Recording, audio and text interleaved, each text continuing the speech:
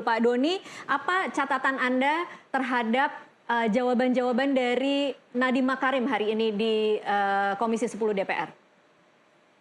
Ya, jadi catatan saya pertama dari tanggapan Mas Nadiem Makarim itu jelas menunjukkan bahwa komitmen pemerintah untuk memberikan akses pendidikan tinggi yang murah dan terjangkau oleh masyarakat itu tidak ada. Saya mengatakan tidak ada karena menterinya mengatakan bahwa persoalan ini nanti hanya untuk mahasiswa baru.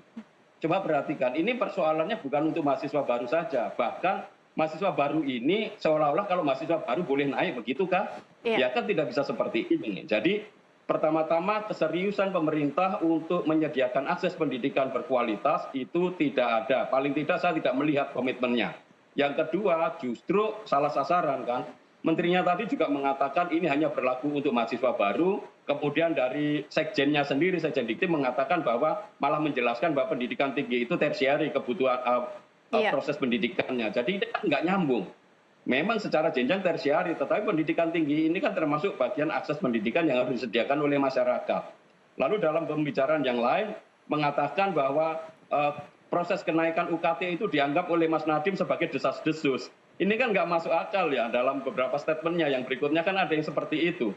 Nah artinya kementerian ini tidak paham bahwa itu bukan desas-desus, itu sudah menjadi fakta dan kemudian sudah ada peraturan rektor dan semua peraturan rektor itu mengacu kepada Permendikbudristek nomor 22 tahun 2023 tentang standar pembiayaan dari operasional perguruan tinggi negeri.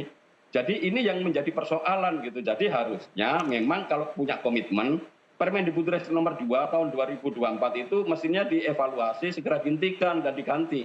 Baik. Kalau itu tidak diganti, ya lalu hanya istilahnya lip service saja, menghibur bahwa seolah-olah peduli. Padahal demo ini kan sudah hampir 1 bulan yang lalu, demo mahasiswa ini kan. Kenapa baru ketika viral, kemudian ketika mahasiswa dilapor ke Komisi 10, lalu kemudian sampai Komisi 10 memanggil menterinya, baru diproses. Ini kan sebuah ketiadaan sense of crisis dari pejabat negara yang harus melayani masyarakat.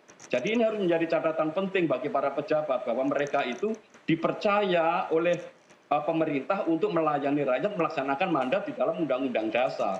Dan ini tidak kami lihat sebagai pemerhati dan praktisi pendidikan di lapangan. Baik, itu Mbak. Pak Doni, apa catatan Anda terhadap jawaban-jawaban dari Nadiem Makarim hari ini di Komisi 10 DPR?